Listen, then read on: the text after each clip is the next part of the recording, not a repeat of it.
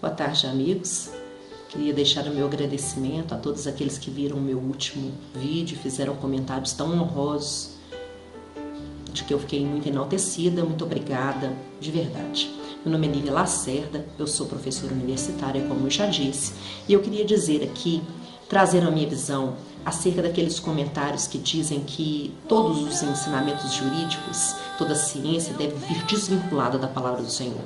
Quero dizer que, para quem já estudou história do direito, é sabido e consabido que a lei mosaica, a lei de Moisés, vinda do século XII a.C., influenciou e continua influenciando sobremaneira o direito brasileiro. Influencia o direito penal, influencia o direito civil, influencia também o direito administrativo, no que pertinha inclusive à probidade e improbidade dos agentes administrativos, no tocante à honestidade, moralidade administrativa, legalidade de seus atos.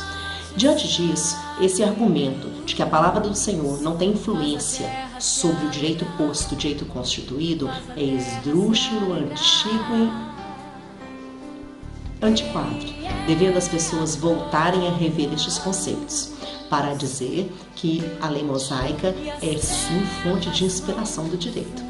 Diante disso, diante desse quadro, eu queria também mostrar a minha indignação com relação à decisão judicial proferida pelo STF na última semana, com relação à imunidade parlamentar. É que o artigo 53, parágrafo 2º da Constituição da República, versa que parlamentar só pode ser preso, ou seja, encarcerado, se houver flagrante delito de crime inafiançável. Noutra quadra, e em uma quadra completamente diversa, estão lá no artigo 319 previstas as medidas cautelares diversas da prisão.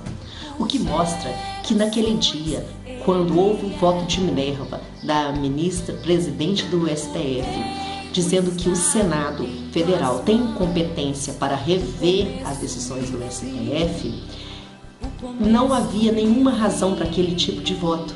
Por quê? Porque o ministro Celso de Mello foi muito claro em dizer que as medidas cautelares do artigo 319 do CPP nada tem a ver com a prisão elencada no artigo 53, parágrafo 2º da Constituição da República. Portanto, o STF tem competência, sim, para determinar, sem nenhuma reafirmação do Senado Federal ou de quem quer que seja, se pode ou não pode decretar medidas cautelares de processo penal por força do artigo 319 do CPP, e ainda mais porque a própria Constituição da República fala no artigo 53 que os senadores e deputados devem ser julgados perante o STF. Eu cria e acreditava que naquele momento o STF ia reafirmar sua autonomia, ia reafirmar que é a última palavra em direito constitucional e ia manter a sua decisão de que não há necessidade do parlamento se manifestar acerca de decisões do STF. Com muita surpresa, então veio o voto dizendo, a decisão do STF, dizendo que o Senado pode sim rever as decisões do STF. Eu queria deixar aqui claro que a palavra de Deus em Romanos 13 fala que cada qual seja submissa às autoridades constituídas, porque não há autoridade que não venha de Deus. As que existem foram instituídas por Deus. Então, quando qualquer órgão, qualquer autoridade judicante, executiva, legislativa, agentes de poderes políticos abrem mão das suas competências, daquelas que o Senhor constituiu e as deu, elas estão infringindo não só o direito posto, não só a legalidade, não só a moralidade dos atos públicos, mas ela também está infringindo a palavra do nosso Deus, que, como eu disse, influencia muito o direito brasileiro. O artigo 53 da Constituição Federal, como eu disse, diz que o Senado, os senadores e os deputados são julgados pelo STF.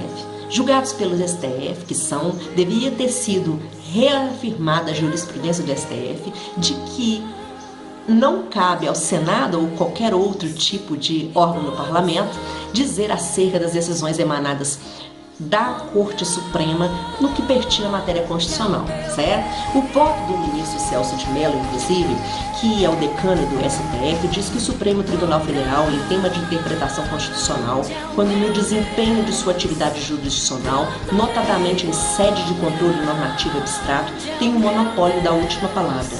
O ministro Celso de Mello assim o disse para confirmar seu voto no sentido de que imunidade parlamentar não é impunidade parlamentar. Agora vejamos, imagina se de repente o prefeito municipal resolve descumprir uma decisão do juiz de primeira instância.